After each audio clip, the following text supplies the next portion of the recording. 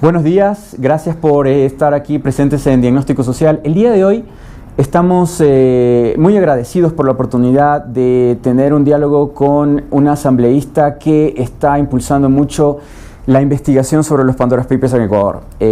Nosotros tenemos el agrado de estar en este día en la ciudad de Quito con Mónica Palacios, de la bancada, o no me gusta la palabra bancada, del partido UNES, de la primer minoría dentro de la Asamblea Nacional de Ecuador.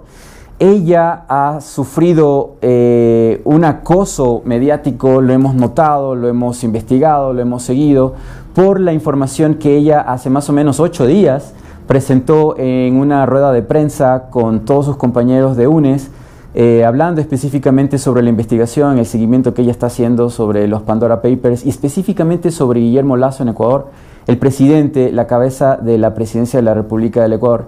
Después de esos 8 primeros días, cuando ella hizo esta denuncia, esta presentación de documentos, hemos visto un número muy alto en Ecuador de ciertos sectores, de ciertas cuentas en Twitter y en otras que trabajan haciendo desinformación o estrategia de comunicación.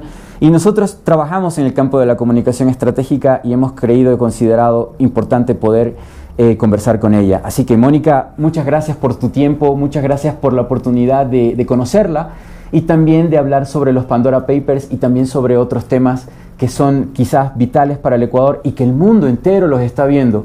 País muy pequeño el Ecuador, pero que genera demasiada información a nivel mundial. Por darle un solo ejemplo, cuando Julian Assange fue asilado por el Ecuador, nunca se pensó que la información de los Wikileaks podía hacer que Trump ganara las elecciones en Estados Unidos y que este pequeño país se volviera tan influyente para una gran potencia como lo es Estados Unidos, al punto de que se llegó a presionar al gobierno del momento, que era el de Lenín Moreno, para que le quite el asilo a un amigo, a un compañero de esta labor que es el periodismo, la comunicación, que es Julian Assange. Así que bienvenida, Mónica. Muchísimas gracias, Hugo. Un honor para mí estar compartiendo la mañana de hoy con ustedes. Genial, muchas gracias. Vamos al tema de una, como dicen en la costa de Ecuador. ¿Por qué se involucra en los Pandora Papers? ¿Qué es lo que usted descubre o cuál fue la razón por la cual usted llega a tener información sobre la vinculación de Guillermo Lasso con esta investigación internacional de 600 colaboradores? Después de justamente la develación de la información de Pandora Papers, gracias a la investigación de estos 600 periodistas del grupo internacional ICIJ, cuales vinculan directamente al presidente Guillermo Lasso con 14 compañías offshore, que no solamente es el presidente Guillermo Lasso, como tú sabes, son diferentes artistas, empresarios y políticos alrededor del mundo. Entonces, en mi rol de fiscalizadora, pues empecé un trabajo de investigación y también representando a los Estados Unidos y Canadá, pues viajé a los Estados Unidos, empecé con una investigación primeramente en Miami, donde fui a las 144 casas que tiene el presidente Guillermo Lasso. Allá hay también cierta información sobre pues sus fideicomisos que tiene en Dakota del Sur y en Delaware. El trabajo principal se hizo en la ciudad de Panamá, donde justamente pues empecé a investigar sobre sus compañías offshore. Y ahí empecé pues a darme cuenta de todo el entramado que realmente existe. Y para hacerlo didáctico, para que la gente entienda lo que es, y yo siempre doy este ejemplo, es como una pequeña cebolla. Es una cebolla realmente el entramado de offshore, en el cual en el centro está la persona natural, y en este caso pues las capas de la cebolla le empiezan a cubrir para que no sepamos quién es el dueño de estas cuentas. Entonces, en este ejemplo, en el centro estaría el presidente Guillermo Lasso y empieza con la primera compañía que se llama Banisi S.A. Banisi S.A. era la compañía pues financiera que le ayudaba al presidente Lasso a sacar su dinero del Ecuador, no solamente de él, de sus familiares, de sus amigos, pero de otros empresarios también ecuatorianos que no querían pagar impuestos. Entonces, así empieza el entramado. De ahí, en el año 2012, el presidente Guillermo Lasso ya para el 2013 quería pues estar de candidato a la presidencia de la República del Ecuador. Entonces hace su segundo offshore que se llama Banisi S.A. Banisi S.A. No, perdón, la primera se llamaba Banisi S.A., la se llama Banisi Holding S.A. Entonces la crea y absorbe el 100% de Banis S.A. En el año 2015, Pietro Overseas, que ya estaba formada en el 2011, absorbe a estas otras dos, y esa es la famosa Pietro Overseas, que todo el mundo habla de eso. En el año 2017, pues el presidente Guillermo Lasso otra vez se lanzó a la presidencia, perdió, pero la periodista Cintia García de Página 2, este medio de comunicación argentino, devela toda esta información y nos dice que Pietro Overseas efectivamente era Guillermo Lasso y que Guillermo Lasso era Pietro Overseas. Él sale ante las cámaras, le ve a todos los ecuatorianos y le dice que él efectivamente no era dueño de ningún bien ni capital en paraísos fiscales, que todo su dinero y su patrimonio estaba en el Ecuador, y eso es lo que realmente ya nos empieza a llamar la atención, de la forma en que él te mira a los ojos y te miente. Ahora, ya para el 2020 crea ya la última compañía, que es la que efectivamente tenemos aquí los papeles y las escrituras, que se llama Banis International Foundation. El 100% pues de las acciones, capa de la cebolla. La tercera, serían sus hijos. Justamente voy a mostrar. No, en esta solamente están sus hijos. Estas son las escrituras de Banis International Foundation. El 100% de los acreedores de las acciones son sus 5 hijos, y te voy a leer lo que dice aquí: el señor Guillermo Enrique Lasso Alcíbar, el señor Santiago Javier Lasso Alcíbar, el señor Juan Emilio Lasso Alcíbar, la señora María de Lourdes Lasso Alcíbar, que es su hija, Perdón, disculpe. Y la señorita María Mercedes Lasso Alcíbar. Entonces, ¿qué es lo que trata de hacer el presidente Guillermo Lasso?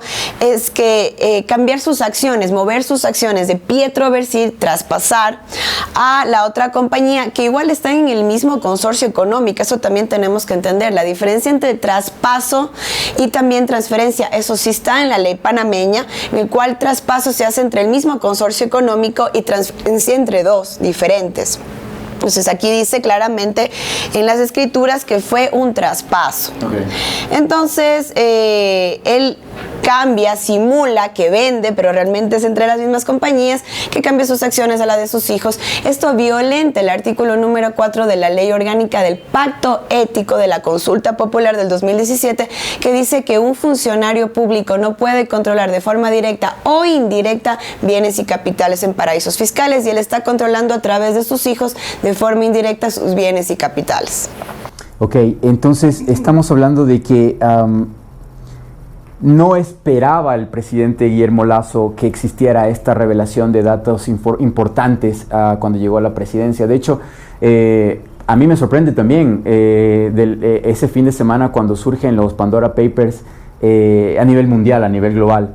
Y tampoco conocíamos exactamente cuáles eran las condiciones de las empresas que él tenía en distintos paraísos fiscales, ¿no?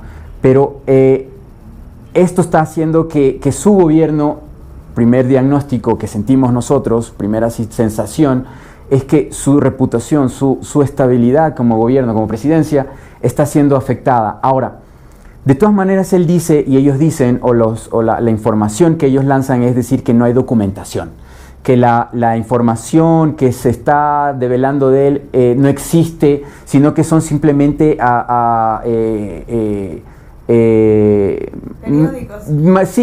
manipulaciones informáticas, alguna especie de opinión y no exactamente documentación real.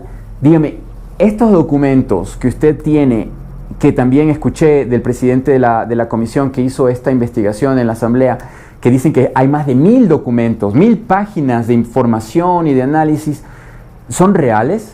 ¿Son verídicos? ¿Existen todas estas compañías? ¿Cualquier ecuatoriano podría ir y también hacer esta investigación? Así es, para ser exactos, 1055 páginas de investigación tiene la comisión, así que no es que ellos están sacando información de la nada o se han inventado absolutamente nada.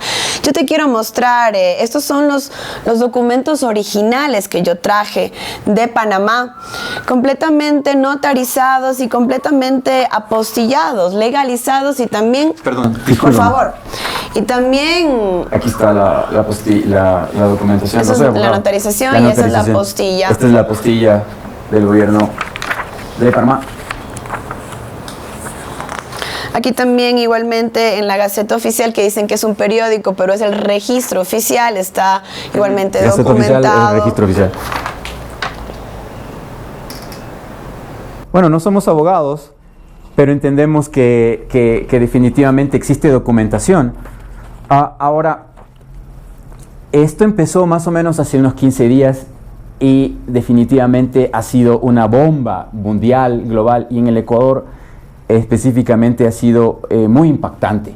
En Chile, el presidente Piñera, por algo menor a lo que ocurre en Ecuador, aquí en Ecuador hay que entenderlo, es más complejo la situación, porque hay una cantidad de compañías muy grande, o sea, hay varias compañías, no solo en Panamá, sino en otros países también. Existen propiedades que usted averiguó, investigó y descubrió en Florida, en Estados Unidos. Piñera está siendo enjuiciado por una transacción y por una compañía. Guillermo Lasso tiene muchísimo y mucho más dinero involucrado en toda esta situación a lo largo de muchos años.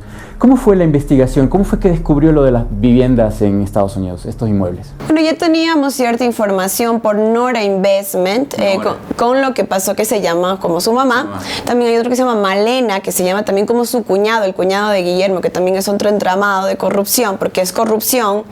Entonces, ya teníamos cierta información por Panama Papers. ¿Que fue el presidente dueño del banco? Estamos hablando sí, de el señor Campos, si no estoy mal.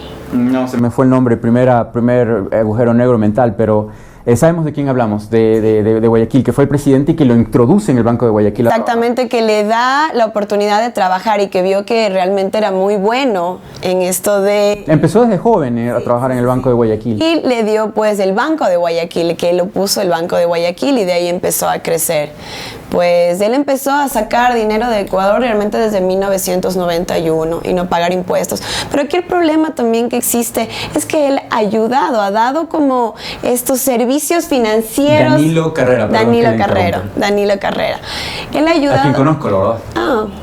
Sí, desde hace muchos años. Danilo es hijo de una persona, de un hombre, del juez Carrera, que fue presidente de la Corte Provincial de Guayas durante muchos años.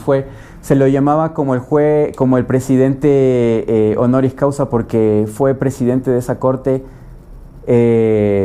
prácticamente hasta que murió. Entonces, él, el padre, compra el banco. El Banco de Guayaquil en esa época era un banco pequeño. Su hijo se entra en esta institución a trabajar y después va metiéndole al cuñado, que en este caso es Guillermo Lasso, y también Guillermo con los años fue involucrando a familiares de él, porque son 10 hermanos, la familia Lasso, y algunos hermanos han ganado mucho dinero involucrándoles en todo este tipo de situaciones. Nosotros hemos hecho una investigación, perdón que le interrumpa, respecto a la familia de Guillermo Lasso. Tenemos información, sabemos que él, por alguien muy cercano a él, entendemos que quiso en su momento involucrarse en la política, en el poder, por las limitaciones que el Estado le causaba en sus negociaciones y en sus empresas. Mucho es lo que él pone en juego. Pero es extraño que al llegar a la presidencia, mucho le está costando ser presidente. Exacto. Él pensó que ser presidente iba a ser... Ese es mi análisis en primer lado. El mío también. ¿Por qué cree usted eso?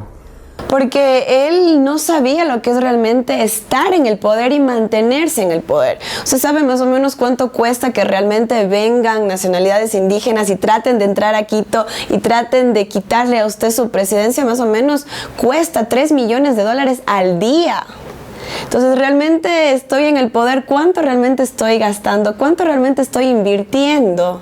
De mi salud. De mi salud, de mi tiempo y de mi dinero también. Ten en cuenta que información cercana que tenemos a Guillermo Lasso nos ha informado que él está muy enfermo. Estaba enfermo antes de la campaña. Estaba enfermo mucho antes de que se supiera que él fuera a ser candidato de Creo para la presidencia. Y que no tenía mucho tiempo de vida en un momento determinado, pero aún así se lanzó a la presidencia, aún así se lanzó, contrató a Jaime Durán Barba, que es uno que no pierde, es una persona que cuando se mete a ganar, por eso cobra 6, 7, 8 millones de dólares por campaña electoral, quien también está en los Pandora Papers, de los ecuatorianos que aparecen en los Pandora Papers. Debo mencionarle que Jaime Durán Barba, especialista en comunicación estratégica también, sobre todo en campañas electorales, en proselitismo, consta en los Pandora Papers. Y no sé si es usted, pero alguien menciona que Guillermo Lasso le pagó por su asesoría en campaña electoral a través de un paraíso fiscal. Claro, fui yo. En las Islas Vírgenes tiene justamente Durán Barba tiene su offshore, entonces no cuenta en los registros del CNE que el presidente Guillermo Lasso efectivamente le pagó. Entonces la pregunta, ¿cómo le pagó?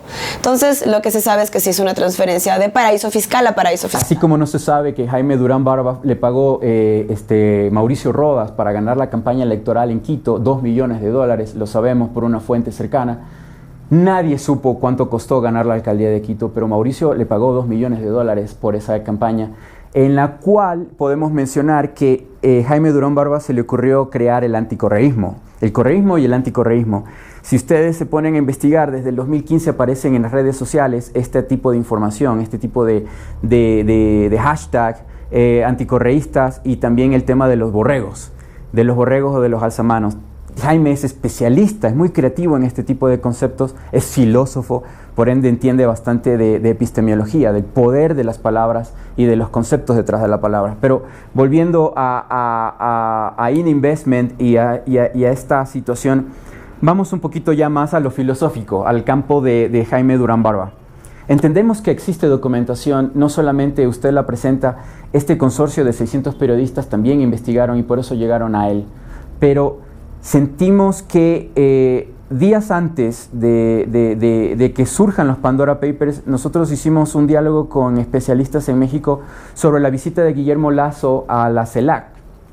Y nos preguntaban en México cuál era la popularidad de Guillermo Lasso. Y yo les decía, en las encuestas no está más allá de 30, y es probable que esté incluso mucho menos porque las preguntas son condicionadas en las encuestas, en los sondeos. Guillermo Lasso no tenía una popularidad muy alta, pero ahorita con los Pandora Papers es mucho menor la popularidad de él, lo cual indica que puede haber niveles de violencia muy agresiva si es que un político, cuando no tiene mucha popularidad, se quiere enclaustrar, se quiere mantener en el poder, necesita la fuerza de la policía y del ejército.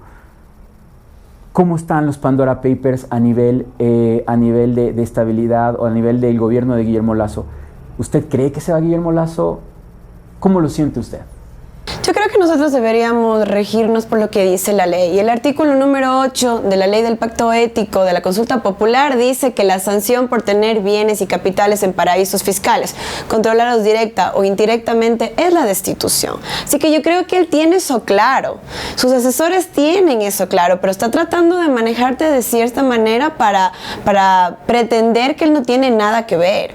Él ya ha demostrado y se ha demostrado que le ha mentido al Ecuador en varias ocasiones, y como vuelvo a repetir, mira a los ojos y miente, y ese es el problema. Él bajó muchísimo la apreciación, o sea, el nivel de apreciación que tenía la gente por él. Cuando él primero dijo que iba a venir efectivamente a la Asamblea Nacional y que no había ningún problema, en una entrevista que le dio al señor Vera, y dijo que yo no tengo ningún problema, yo puedo ir a la Asamblea, al Pleno o a cualquier comisión a declarar porque yo no tengo nada que ver. Efectivamente, él fue uno de los primeros invitados para que venga a la comisión y le diga la verdad a los ecuatorianos.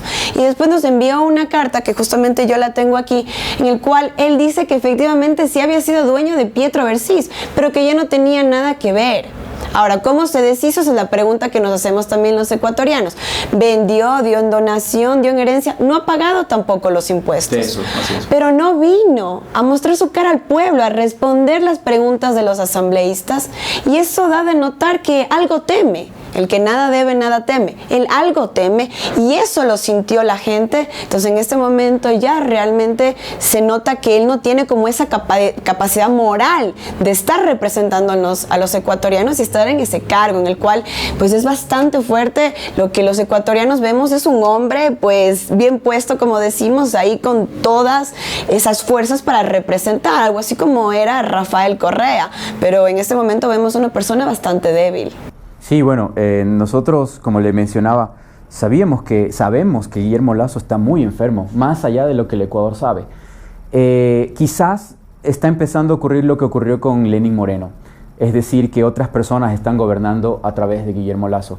Para hablar de eso vamos a un primer corte, al siguiente vamos a hablar un poquito sobre esas condiciones de gobernanza en el Ecuador. Este es Diagnóstico Social, volvemos después del corte.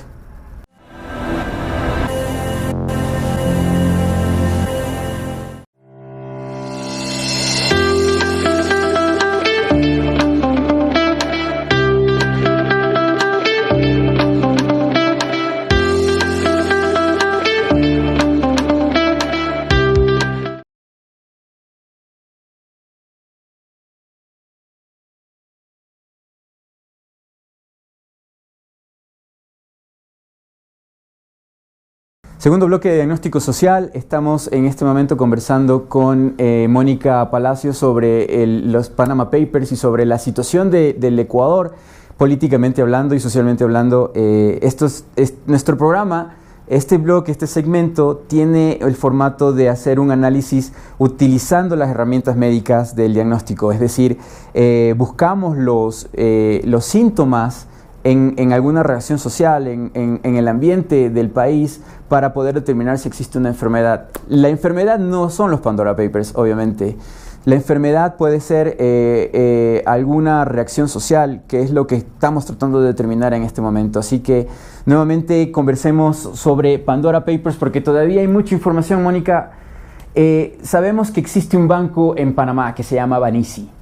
Este banco, tengo entendido, tiene en capital registrado en Panamá más de 450 millones de dólares.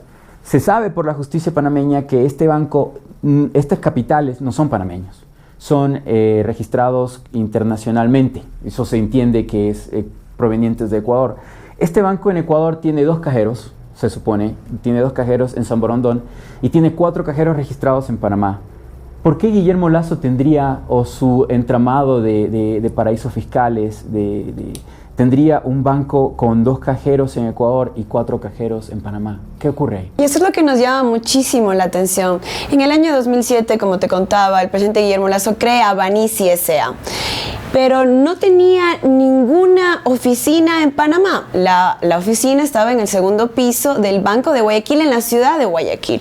Ahora, lo que a mí me sorprende, aparte de estos 2 cajeros que tiene en San Borondón, que parece que le ayuda a la familia a sacar el dinero de sus amigos, es que el presidente Guillermo Lasso evade impuestos, saca los capitales del Ecuador, pero también da esos servicios financieros a otros empresarios que quieran sacar el dinero del Ecuador y evadan impuestos. Entonces, ¿con qué calidad moral el presidente de la República del Ecuador viene y dice en el proyecto actual económico, le dice: pongan el hombro a los ecuatorianos, paguen más impuestos para salir de esta crisis económica que nos aqueja con un 5.4% de decrecimiento?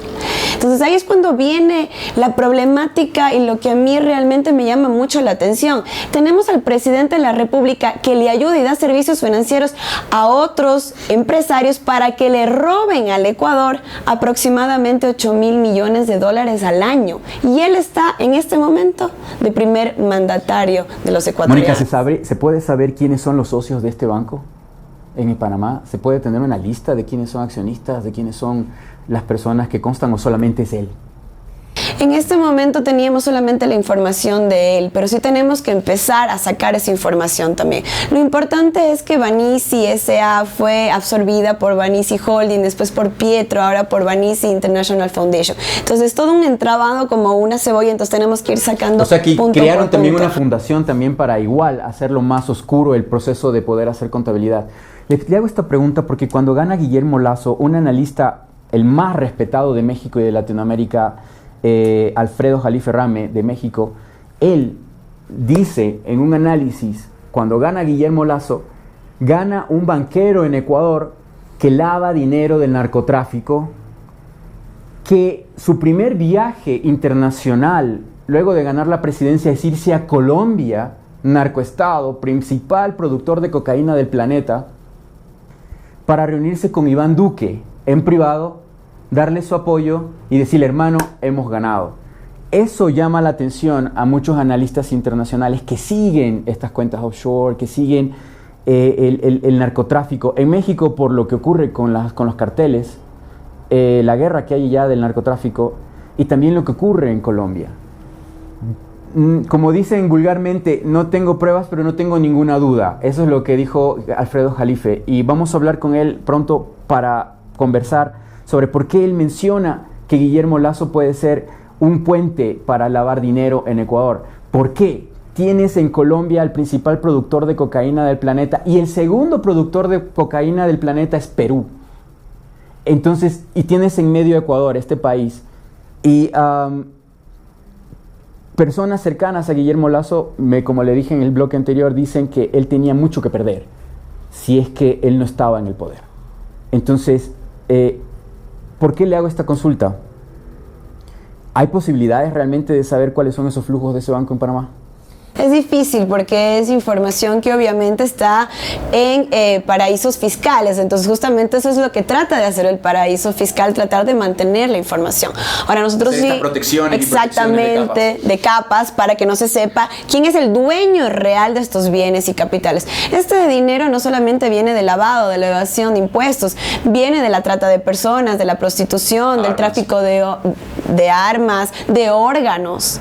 Entonces es plata sucia, no hay otra forma de ponerle. Definitivamente. Entonces ahí está entramado para que no se sepa quiénes son los dueños reales de todo este dinero. Ahora que sí tenemos información gracias a los Pandora Papers, a los Panama Papers, pero sí nos falta todavía mucha más información por develar. Pero en este momento sí tenemos documentos que están claros, notarizados y apostillados que dice que efectivamente el presidente Guillermo Lasso sigue controlando sus bienes y capitales en Panamá. Ahora, usando la palabra controlar, la Asamblea Nacional está siendo controlada por Guillermo Lasso desde que empezaron. UNES ha sido la minoría, la principal minoría que ganaron las elecciones para asambleístas, pero desde el primer día Lasso quería un ambiente como el que tuvo Lenín Moreno, es decir, una aplanadora de votos que la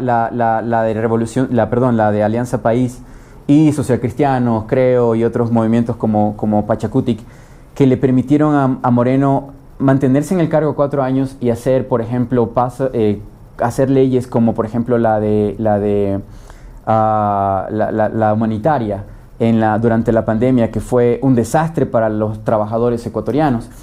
Lasso no tuvo esa posibilidad, de hecho solo tiene 12 asambleístas y desde el primer momento en que llega Carondelet, él trató de eliminar, de callar la bancada de la Revolución Ciudadana que en el gobierno de Moreno se llamaba la Revolución, Revolución Ciudadana, y que ahora se llama UNES, perdón.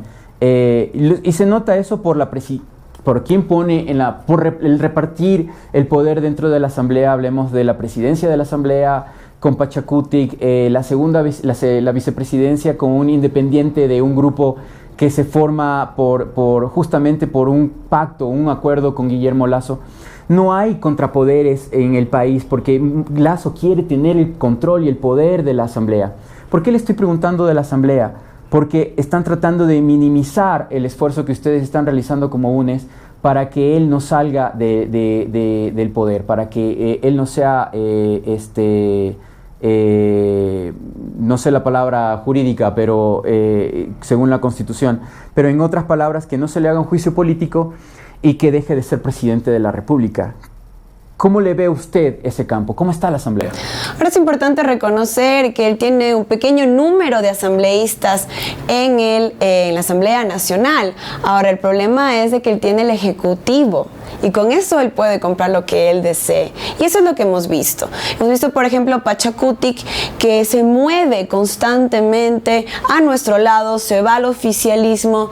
La pregunta es qué le están ofreciendo cuando realmente Guillermo Lasso quiere algo de la Asamblea Nacional. Vemos claramente que Pachacutic vota a favor del oficialismo y cuando hay temas que realmente no le interesan, entonces Pachacutic vota con nosotros. ¿Por qué? Cuando lo quiere amedrentar, cuando lo quiere amenazar a Guillermo Lasso, le coquetea a UNES, digamos esa palabra, y cuando ya y después va a Carondelet y le dice, bueno, negociemos o hago esto, ¿no? Entonces ellos tienen esa postura, ellos tienen esa posición, ellos siempre fueron así.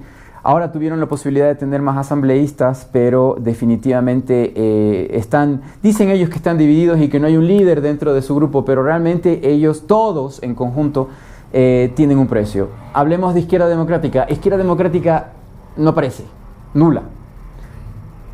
¿Tendrían apoyos de Izquierda Democrática para votos? No creo. Definitivamente no. Ya con lo que pasó pues la anterior semana, hace 2 semanas. La segunda vicepresidenta. Exactamente, con la señora Guamaní. Estamos claros que el oficialismo le sigue dando esas oportunidades a la Izquierda Democrática para que siga pues en curules de poder, sabiendo perfectamente que todos los casos de corrupción han venido de la Izquierda Democrática. Ahora hay que evidenciar algo. Hay un corruptor y hay que le corrompe. rompe. Entonces, aquí hay dos historias. Aquí hay el gobierno nacional del presidente Guillermo Lasso que ofrece estos puestitos, pero hay estos funcionarios de la izquierda democrática que obviamente están a favor y que se han dejado llevar. Ahora, se les utiliza como chivos expiatorios, no se sabe, pero el problema es de que la izquierda democrática no es la izquierda democrática, es la derecha democrática. Sí. Así es. Inventemos ese término. ¿Usted también lo había escuchado? ¿O usted también ya siente el mainstream de ese concepto? Hablemos de los socialcristianos. Socialcristianos siempre son lo que son. Nosotros discrepamos mucho con la posición de Rafael Correa en su momento para darle gobernabilidad al gobierno de Guillermo Lasso, y hablaron con el enemigo de la cancha, digámoslo así, ¿no? En Guayaquil, con Jaime Nebot. Es casi seguro que ellos tampoco apoyen un juicio político a Guillermo Lasso, por también su precio, por lo que ellos están en esos puestos. Y conozco a algunos asambleístas por su línea histórica, y sabemos que ellos tienen un precio, ellos tienen intereses y por eso están en la asamblea. Y por lo que ellos representan también. Ellos representan a la derecha, su ideología, ellos no quieren impuestos, ellos representan también a muchos grupos de poder importantes. Y se ven en la misma misa, es decir, son católicos de ultranza, con Guillermo Lasso también, y se ven en la misma iglesia en San Borondón, comulgan, y después se ven en los parqueos y después van a comer quizás en el mismo restaurante. Entonces son de la misma gallada, digámoslo como en Guayas. Ahora está UNES y usted ahorita representa el rostro de esta lucha de la primer minoría de la asamblea. ¿Cómo lo ve usted? ¿Cuál es la estrategia? ¿Cuál es la posibilidad de que en Ecuador se dé una investigación de la principal institución de la democracia en el Ecuador, que es la Asamblea Nacional? ¿Cómo ve estos días? ¿Cómo está ocurriendo el ambiente en la Asamblea? Yo creo que efectivamente por parte de la Comisión de Garantías Constitucionales y Derechos Humanos se ha llevado el debido proceso, y eso es lo más importante que debemos de reconocer aquí. Aquí se le ha invitado al presidente Guillermo Lasso que venga con documentos así como este, como le volví a repetir, sí, yo no estoy en eso, y demuestre que no está con eso, que no tiene nada que ver, que no está vinculado, que su familia tampoco está vinculada. Ahora, obviamente que vamos a demostrar que sí está. Entonces, nosotros hemos venido con documentos, él no ha venido con nada, él simplemente con su dinero ha pagado una campaña masiva en las redes para tratar de evadir el tema cuando realmente tenemos cosas que evidencian otra cosa. Entonces, yo sí estoy, y nosotros como bloque de UNES estamos a favor de las recomendaciones del informe de la comisión. Ahora, lo que estamos esperando es que también se lleve el debido proceso por parte de la Asamblea Nacional con su representante Guadalupe Llori. Entonces estamos listos nosotros para lo que se venga. Hemos hecho lo que teníamos que hacer como fiscalizadores, hemos traído pruebas. Ahora está en la cancha del presidente Guillermo Lasso lo que él desea hacer. Ahora, como le digo, si él no teme de nada, debería de venir y decirle a todos los ecuatorianos la verdad, porque eso es lo que nosotros queremos. Bueno, Guillermo Lasso sabe que ustedes son el único grupo político que tiene dos cosas. Son los únicos que buscarían esta verdad, esta limpieza de información, buscar el debido proceso. Y segundo, son el único grupo político en el Ecuador que podría destituirlo. Entonces, eso significa, y es lo que notamos en las redes sociales, y es lo que notamos también con la acción directa del gobierno. Primero, la estrategia del triunvirato del mal, que realmente tenía que ser triunvirato, porque si decía Rafael Correa va a sonar lo mismo de Lenín Moreno. Entonces tuvo que meter a dos personajes con los cuales puede negociar y los puede tener de cerca, ¿no? Nosotros sabemos que les impidieron. Sé exactamente que uno de los acuerdos con la CONAIE ayer es que la CONAIE no se pronuncie en absolutamente nada durante estos 15 días. De hecho, lamentamos mucho que el señor Issa no quiera hablar con nosotros, y que su equipo de comunicación, pese a que hemos sido muy amigables con CONAIE durante mucho tiempo, incluso durante las manifestaciones de Octubre Rojo del 19, como yo lo menciono, hemos colaborado mucho con sus asesores para que ellos pudieran ser protegidos de alguna cierta forma, pero nos apena mucho de que hayan aceptado las condiciones del gobierno, y una de esas condiciones es anularse por 15 días, no decir ni hacer absolutamente nada. A la CONAIE también le conviene porque ellos siempre piden lo mismo, ¿no? Siempre piden las mismas condiciones para ellos estar tranquilos y refugiarse en las provincias que le dieron el voto a Guillermo Lasso, pero El tema es que CONAIE y Pachacutic no van a actuar en contra en un proceso para destituirlo a Guillermo Lasso. Él lo sabe. Por eso los ataca a ustedes y por eso los amedrenta a ustedes, y también por medio de esa amedrentación le indica a cualquier otro asambleísta que no se meta con él porque va a pasarle lo mismo que le está ocurriendo a usted. ¿Cómo se siente usted en la persecución política mediática? Pues yo creo que ese es el precio que yo he tenido que pagar por demostrar con pruebas que realmente el presidente de la República es un corrupto, que ha evadido impuestos y le ha quitado ese dinero a los ecuatorianos que pudo haber sido invertido realmente en programas sociales para la gente.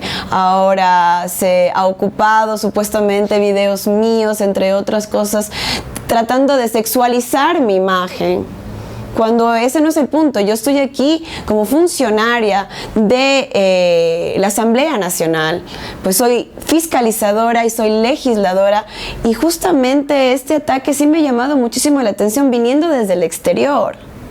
Porque sí se ha visto también otros ataques ya en los Estados Unidos, pero ver acá y sentirlo realmente como hay una cizaña en hacerle sentir a la mujer de menos porque tengo un video, porque no tengo un video, porque se ponga una minifalda o se pinte de cierta manera, tratando de quitarme credibilidad. Pero lo que yo le digo al presidente Guillermo Lasso y le digo en su cara: no nos van a callar, vamos a seguir con esta investigación hasta las últimas consecuencias.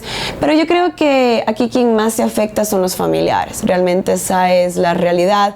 Es masivo en las redes sociales. Sabemos perfectamente por la investigación técnica que tenemos que son coidiarios y son troles pagados justamente por Creo, y eso también hay que decirlo como es. Entonces es importante reconocer que el presidente Guillermo Lasso se ha salido con todo un contingente de ataque mediático, pero como digo, uno tiene que enfrentarse a la realidad y decir: no nos van a callar. Bueno, la razón que ellos utilizan, mi cancha, mi trabajo es la comunicación estratégica. Lo que procuran hacer es tratar de ocuparla a usted en otras cosas para no trabajar en lo que está haciendo, que lo está haciendo bien. Al meter videos o meter comentarios o información o ataques suyos hacia otros temas, hacen que usted, su energía, su trabajo, lo dedique a defenderse o pasar de la ofensiva a la defensiva. Usted fue ofensiva, hablemos de deportes, usted fue ofensiva hace unos 8 días, 10 días más o menos, y golpeó durísimo, demasiado duro. Usted no sabe cuánto golpeó. Y el tigre, el león, cuando está herido, muy herido, casi agonizante, es más violento. Ahora, la campaña estratégica de comunicación, Durán Barba y la gente de las agencias que está trabajando con el gobierno y que ahora está recibiendo fondos públicos, porque antes era la billetera del Banco de Guayaquil, de los ahorristas del Banco de Guayaquil, pero ahora también están usando dinero y recursos de la Secretaría de Comunicación, de la SECOM, de la Presidencia. Entonces, estamos hablando de otros temas en este preciso momento y es lo que ellos desean. Por eso esta entrevista y este diálogo no ha sido abordar exactamente esos temas o cualquier otro tema que no tenga que ver con el trabajo que usted debe realizar como asambleísta o que su bancada debe realizar. Y yo también por eso me he enfocado en el mensaje que di una sola vez contundente, en el cual le digo: presidente Guillermo Lasso, no nos van a callar. Yo voy a seguir con esto y realmente he continuado. No podemos parar en este momento, en la coyuntura actual, de decirles a los ecuatorianos la verdad. De acuerdo. ¿Y cómo está entonces la asamblea? ¿Habrá juicio o no habrá juicio? ¿Cómo lo ve usted? Yo espero que sí, realmente, como te vuelvo a repetir, ese pronunciamiento ayer de Pachacutic, que está supuestamente con la CONAIE y dice que sí van a apoyar el informe, me llamó muchísimo la atención. Espero que realmente sea algo real y que se haga. No sé si sea una amenaza para el oficialismo en este momento. Puede ser que sí. Para que acepte todos los puntos que la CONAIE le presentó ayer. Vamos a ver qué pasa. Entonces eso sí me está llamando bastante la atención en este momento. Pero le digo y le repito, cuando fueron las manifestaciones de octubre del 19, yo le dije un montón de veces a asesores y a gente que estimo y considero dentro de CONAIE: hay que sacarlo a Moreno. Y ellos dijeron: no, lo que hay que hacer es negociar para sacar algo de provecho de lo que no creyeron que iba a ocurrir. O sea, cuando CONAIE viene a Quito, nunca pensó que se iba a poner la cosa tan candente como se puso. Vargas ni compañía sí estuvieron luchando en la calle o protestando por esto de la subida de los combustibles, pero nunca pensaron que se iban a igualar a una protesta ciudadana de Quito, de los barrios populares de Quito, de los jóvenes de la FEWE, de los barrios populares, etcétera, etcétera. Y usted tiene en la bancada suya una asambleísta que sufrió también violencia policial estatal porque salió a la calle a protestar. Y ella no era de Conalle, y ella no era tampoco de Pachacutic, ella era una ciudadana. En esa época ella era de la izquierda democrática. A lo que voy es, la ciudadanía también estaba protestando. Entonces, ellos nunca quisieron sacarlo a Moreno. Pero nosotros y muchas otras personas vimos y entendíamos que Moreno estaba de un hilo, así, pero en un hilo por caerse. Y que realmente las cosas que podían darse si caía Moreno era echar para atrás un montón de cosas que el gobierno de Lenín Moreno querían hacer. Ellos prefirieron dejarlo en el gobierno, e incluso asesores de Conalle salieron a decir, y se filtró en videos, decir, no había que sacarlo a Moreno porque eso le daba la victoria a Rafael Correa.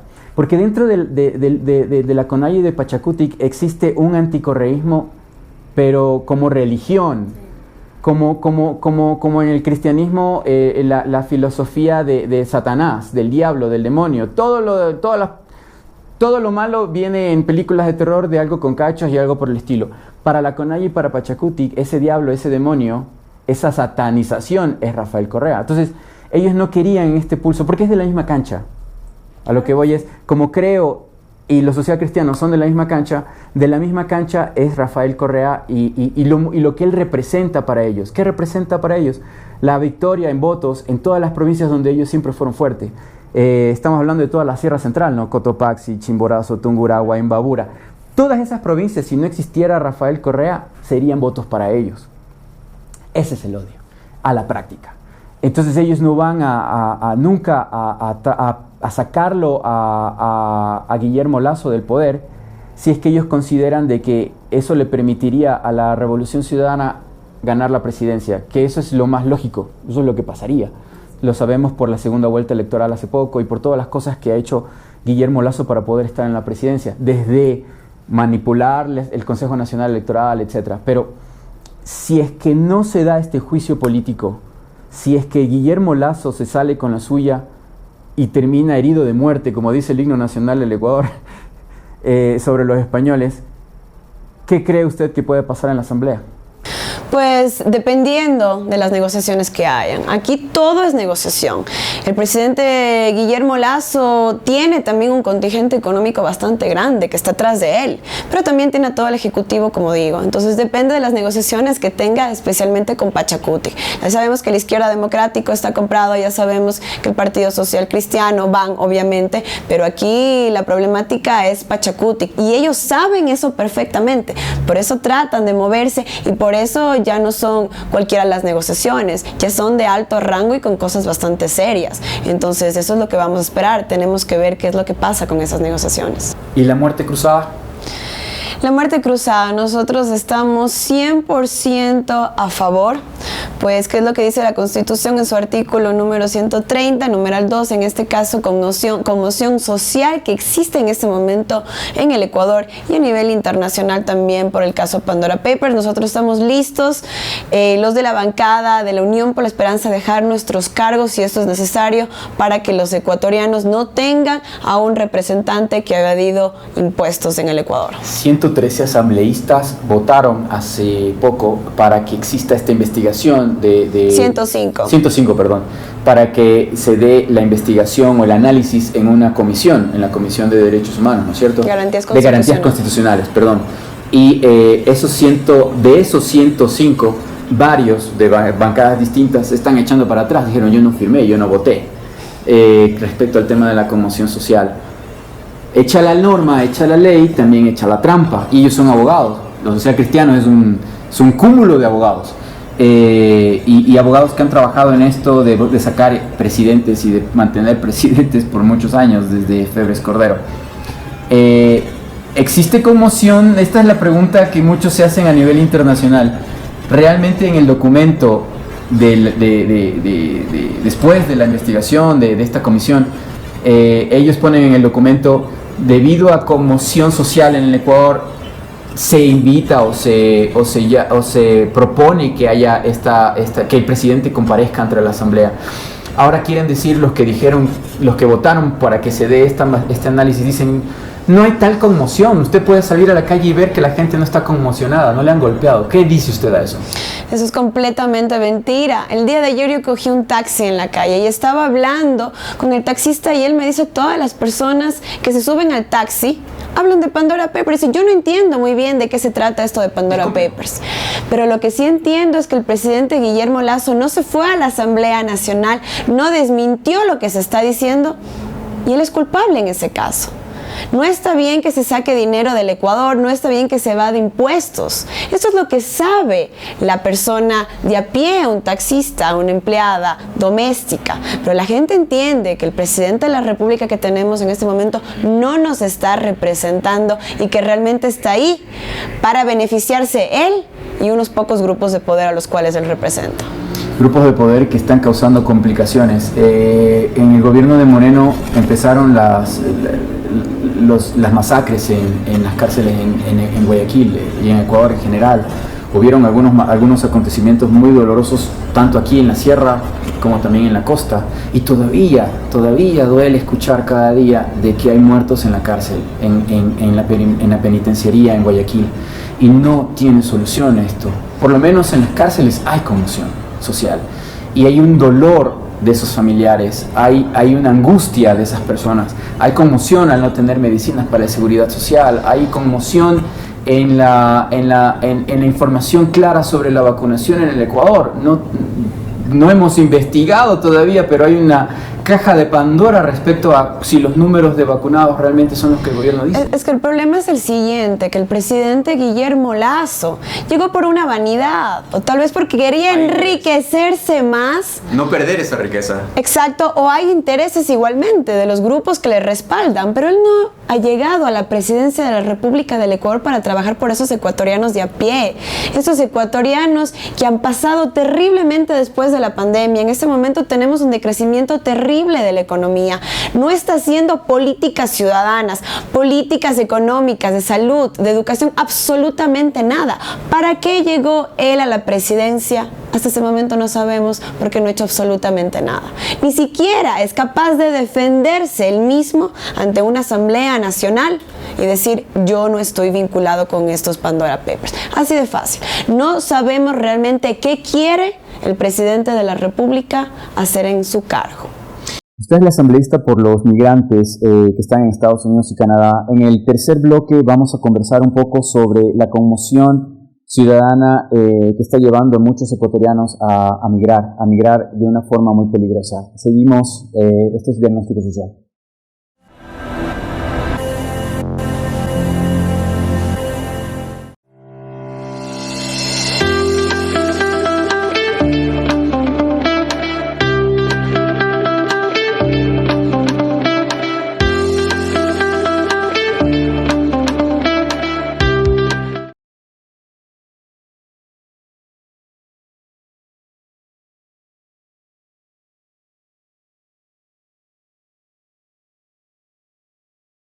Tercer y último bloque de Diagnóstico Social. El día de hoy estamos analizando los papeles de Panamá y de los Pandora Papers, pero también que vienen de Panamá, y las consecuencias a futuro como un diagnóstico de lo que está ocurriendo, de la conmoción social en el país por este tema y lo que puede ocurrir dependiendo de las medidas políticas que se tomen en el Ecuador.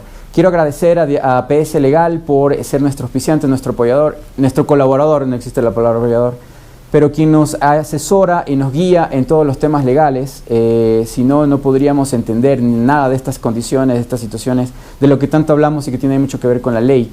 PSL Legal, analícenlo, investiguenlo, tienen un proyecto, tienen un producto que es la asesoría legal prepagada, que por lo menos a nosotros nos ha servido muchísimo para poder tener una guía, una defensa sobre tantas cosas que nos compete en la ley a nosotros sobre derechos de autor y de tantas otras condiciones. Así que investiguen eso. Quiero también aprovechar este segmento, este pequeño bloque para felicitar a mi padre de crianza, a Walter, que cumple el 18 de noviembre, cumpleaños, allá en Estados Unidos, donde te encuentras. Felicidades a un excelentísimo hombre, un hombre que me enseñó sobre ser honesto, sobre ser correcto, padre de muchos, no solo de mi persona, que no soy hijo de sangre, pero que realmente me ayudó mucho a entender y a ser una persona de bien. Te felicito y también felicito a tu esposa, que también es mi segunda madre y madre de muchos también, que gracias a ustedes, muchos chicos, mucha gente salió de las calles y por eso son lo que ustedes son. Los felicito y que sigan siendo muy bendecidos.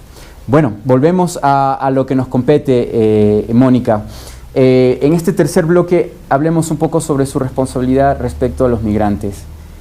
Ecuador desde más o menos el 2019 está decreciendo a 5%, el 20 decrecimos al 8%. Hagamos la referencia, en el 97, 98, Ecuador, exactamente en 1999, Ecuador decreció al 5%.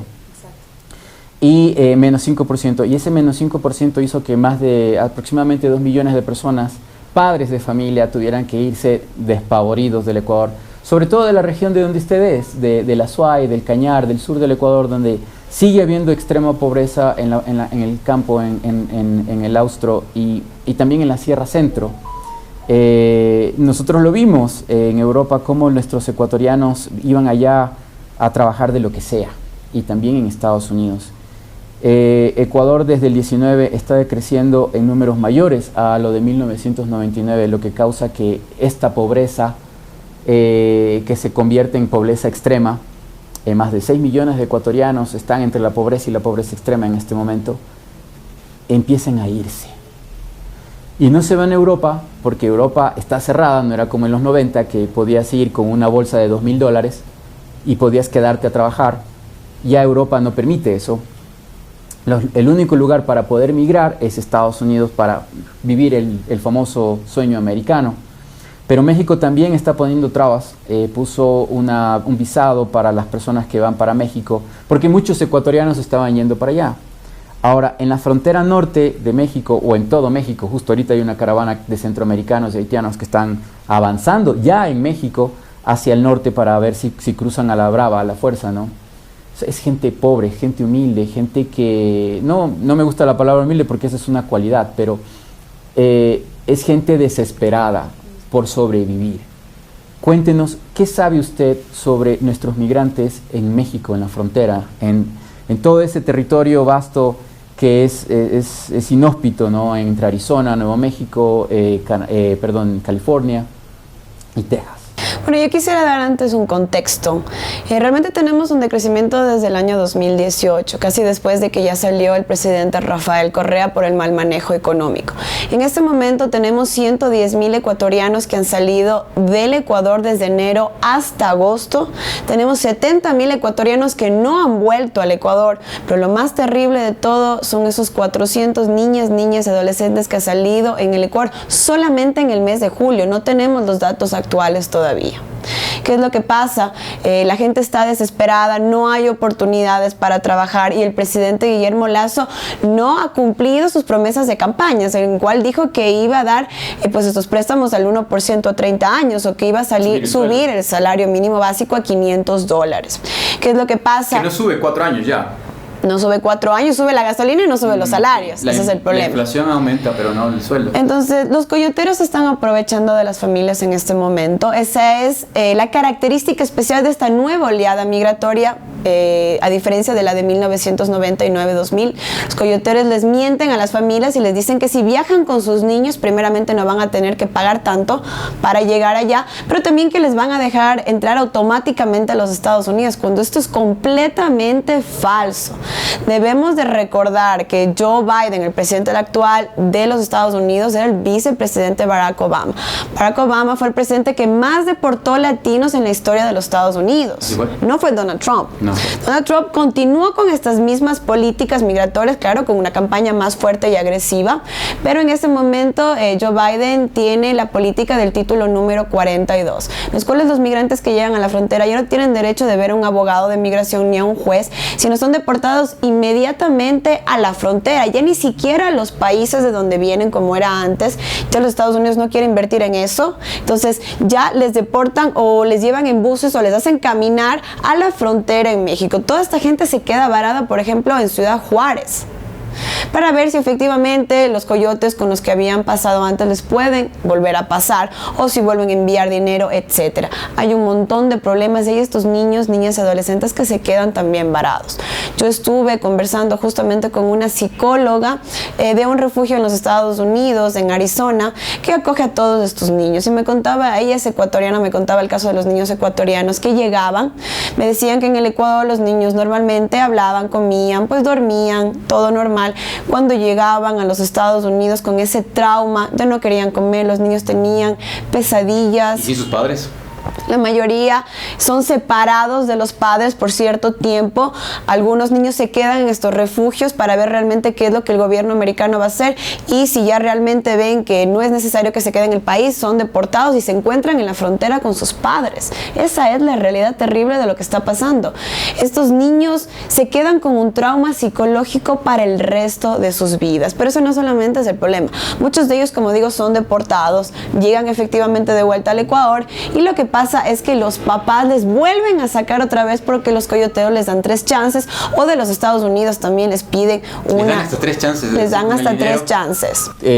La primera no pudiste, la segunda hasta la tercera ya tu plata quedó ahí. Exactamente. Estamos hablando de $16,000, $20,000. Estamos hablando más o menos de $16,000 por persona, pero si es una familia les cobran 24,000, que es muchísimo menos del precio que fuera por persona. Entonces, por eso los coyoteros dicen vayan con sus hijos que se iban a pasar. Entonces, por eso hemos visto esta problemática grandísima con los niños, niñas y adolescentes. Recordemos también solamente una cosa importante, que en la frontera, cuando ellos están cruzando, la mayoría de familias no saben cómo es realmente la realidad de una frontera. Hay narcotráfico, hay trata de personas, pues especialmente también se utiliza mucho a los niños para tráfico de órganos. Así es. Entonces ese es el problema gravísimo. Hay muchos niños desaparecidos. No hay control del gobierno mexicano, perdió el control en la zona norte, sobre todo alrededor de Tijuana, etcétera. Y a eso se está enfrentando los ecuatorianos ahora. Pero solamente una cosa, ya no tenemos, o sea, tenemos la obligación de tener visa no solamente a México, sino ahora a Guatemala también. Más abajo. Entonces esa es la problemática, pero eso no ha parado. Los índices de migración no han bajado del Ecuador. O sea, quiere decir que ya no están llegando de manera segura a México por medio de un avión, sino que están yendo por tierra. Pero eso no ha parado, sigue la gente saliendo. O sea, salen 431 ecuatorianos diariamente del Ecuador. ¿Cuántos? 431 ecuatorianos. De lo que se sabe. De lo que se sabe. En aeropuertos. De lo que se sabe. No sabemos por barco, porque antes también los coyotes te sabían llevar por barco hasta Centroamérica y de Centroamérica. Ahora también hay un montón de rutas diferentes, sí. La más peligrosa es por las Bahamas. Por las Bahamas, exactamente. ¿Cómo le ve a usted la situación? Con esto de los Pandora Papers y la bronca del gobierno con el pueblo o de defenderse y de mantenerse en el poder, todos estos temas que son sumamente importantes se están dejando de un lado, ¿no es cierto? ¿Cuál era su inspiración cuando ganó su espacio en la asamblea? ¿Cuáles eran sus proyectos con respecto a los migrantes? Pues defender los derechos de los migrantes que por mucho tiempo hemos sido invisibilizados. ¿Qué es lo que, exactamente, qué es lo que dice la Constitución en el artículo número 40? Que nosotros los ecuatorianos tenemos los mismos derechos en territorio ecuatoriano, pero también en el exterior. Entonces vemos a muchos migrantes, especialmente los indocumentados, que bajo la Constitución de los Estados Unidos no tienen derecho a vivienda, trabajo digno, educación. Entonces el gobierno ecuatoriano tiene que garantizar en el exterior esos derechos y eso es lo que no hemos visto. Entonces yo sí me empoderé del tema de que yo como migrante tengo que defender también a mis migrantes y he estado en una campaña fuertísima, no solamente por mis migrantes ya que están establecidos en el exterior, sino todos estos ecuatorianos que están saliendo, que ya dejan su patria y que supuestamente ya no tienen patria y que nadie está viendo por ellos, que se cruzan de país en país, pero que no hay un ojo que realmente vea que sus derechos, especialmente humanos, sean garantizados. Entonces yo justamente vine para hacer ese trabajo. Y ahí hay una crítica. Se creó esta Secretaría de Derechos Humanos por parte del presidente Guillermo Lasso. La secretaria realmente ha hecho un trabajo paupérrimo a favor de los derechos, no solamente de los migrantes, de las mujeres y en otros casos. ¿Para qué se crean otras secretarías si realmente no se va a hacer el trabajo que se tiene que hacer? Exacto. Bueno, si ni aquí se cuidan los derechos humanos, ¿cómo va a ser en el exterior? ¿Cómo ve usted al gobierno actual de Estados Unidos, de Joe Biden, respecto a la legalización de los documentos de los residentes ecuatorianos en Estados Unidos. Conocemos de gente que lleva 20 años en Estados Unidos y todavía no tiene una residencia y tiene que quedarse en el país porque tiene miedo de que si sale de las fronteras de Estados Unidos no va a poder regresar a la casa que ha pagado o que alquila, o los bienes o el negocio que ha desarrollado a lo largo de tantos años. A lo que voy es, nuestros ecuatorianos están yendo a migrar a una región del mundo donde no van a tener legalidad. ¿Qué posibilidades hay? ¿Cómo le ve usted al gobierno de Guillermo Lasso respecto a sus negociaciones con el gobierno de Estados Unidos para que se legalicen a ciudadanos ecuatorianos? Sabemos perfectamente que eso no va a pasar. Sabemos perfectamente que Joe Biden, justamente cuando él estaba de candidato a la presidencia, nunca habló del tema migrantes. Y después, cuando ganó, se dieron ciertas luces que se iban a regularizar a los 11 millones pues de personas que están indocumentadas en los Estados Unidos. Hay un corrido mexicano, como tú sabes, yo viví mucho en Nueva York y tenemos mucha esa cultura, que dice, vivo en una cárcel de oro, pero no deja de ser cárcel. Entonces eso es lo que pasa en los Estados Unidos. Con los ilegales. Con las personas indocumentadas, sí, porque no son ilegales, exacto, son indocumentadas. Bien, sí. Las palabras tienen poder. Esa Sí. es una palabra poderosa. Sí, solamente somos todos legales, pero no tenemos esos documentos. Entonces, viven en esta cárcel de oro de cierta manera porque hay ciertos otros recursos que no olvidemos. La gente que viene acá de las clases populares viven igual en los Estados Unidos, solo que sí tienen un poquito más de plata para enviar al Ecuador, pero viven en las mismas condiciones exactamente. 5 o 6 personas metidas en un cuarto, viven para trabajar, no tienen asistencia de salud, no tienen asistencia legal, no tienen absolutamente nada y viven con ese miedo De que los deporten. de que los deporten todo el tiempo. Entonces sí es una cárcel de oro, pero sigue siendo cárcel. Ellos están encarcelados en un mundo bastante pequeño, porque hasta salir de la ciudad de Nueva York, en el caso, tienen miedo. Sí. Entonces esa es la realidad que no nos damos cuenta. Nosotros vivimos en una sociedad que sí, tal vez no sea la mejor, pero tenemos derechos. Los ciudadanos, nosotros ecuatorianos tenemos derechos. Cuando tú llegas a los Estados Unidos y te das cuenta realmente lo que es ser un ciudadano de ningún lado, lo que no es tener ningún derecho y vivir con miedo, dices, ¿realmente valió la pena irme de mi país? Y los políticos locales, en el caso de Guillermo Lasso, hace poco tiempo que estuvo en España, ellos consideran que esos migrantes, es bueno que se hayan ido, porque son 8.000 millones de dólares de remesas que llegan al Ecuador. Son los 8.000 millones de dólares que roban los evasores fiscales y que sacan. Qué coincidencia. Pero bueno, Son las caras de una moneda muy desigual, muy mala, muy dolorosa, muy triste. Ya no estamos hablando de las mujeres que mueren en el desierto tratando de cruzarlo por deshidratación, paros cardíacos, o tal vez las mujeres que se pierden en el camino y nadie sabe qué pasó con ellas, porque en la frontera hay muchos casos de gente desaparecida. Pero no se pierden realmente. Los carteles de narcotráfico las secuestran, las drogan y se quedan trabajando 5, 6, 7 años hasta que después, cuando ya no les sirven, les matan. como prostitutas. Así es. ¿Qué podríamos hacer en este contexto, en esta situación en el Ecuador con esta crisis? ¿Se puede avanzar en algo respecto a una ley o normas o trabajo desde la Asamblea para de cierta forma mitigar algo de lo que están sufriendo nuestros ecuatorianos en frontera norte entre Estados Unidos y México? Nosotros tenemos la Ley Orgánica de Movilidad Humana y esta ley le da la oportunidad a los ecuatorianos de salir del Ecuador y moverse con tranquilidad. Le da también derechos a nuestros migrantes en el exterior, pero como yo digo, hay que garantizar justamente, por ejemplo, que esas asesorías legales se den en México, se den en los Estados Unidos, y eso sí tiene que venir por el gobierno. O sea, recursos. Recursos, exactamente, pero eso tiene que venir por el Ejecutivo, y eso es importante reconocer. Aquí en el Ecuador, quien maneja los recursos económicos es el Ejecutivo, no la Asamblea Nacional. Lo que sí podemos hacer es hacer leyes, y justamente estoy trabajando en eso a favor de los niños, niñas y adolescentes, para que sus padres de cierta manera no puedan sacarles una y otra vez del Ecuador, porque no está bien que les hagan cruzar una frontera. O sea que su segunda lucha después de los Pandora Papers será Continuar con mi lucha, porque yo fui elegida para eso, así que continuar con la lucha. Bueno, para concluir, ¿qué tal se siente volver a su país? Pues realmente ha sido una experiencia muy bonita, pero también ha sido una experiencia un poco estresante por ya estar metida en la política, tratar de realmente venir con esa convicción de lucha y realmente plasmarlo ya. Entonces sí me he dado cuenta que ha habido bastante resistencia, especialmente a las mujeres jóvenes, a las mujeres políticas, a las mujeres que les gusta alzar la voz. La sociedad ecuatoriana no está acostumbrada todavía a eso, pero creo que estamos en esa lucha y yo estoy muy contenta tal vez con el destino de haberme dado esta oportunidad de estar donde estoy. Entonces no se arrepiente de ser el ojo del huracán, de estar en la cresta de la ola, dirían los surfistas de montañita. Yo vine para eso, yo vine para la lucha. Yo soy migrante, los migrantes sabemos lo que es estar solos, lo que es enfrentarnos a un mundo. Yo soy una neoyorquina de cierta manera, estuve ya 16 años allá, así que he venido con ese mismo ímpetu de lucha y voy a llegar hasta las últimas consecuencias porque para eso estoy aquí. Esperamos que así sea. Nosotros creemos que hemos visto su trabajo y su labor.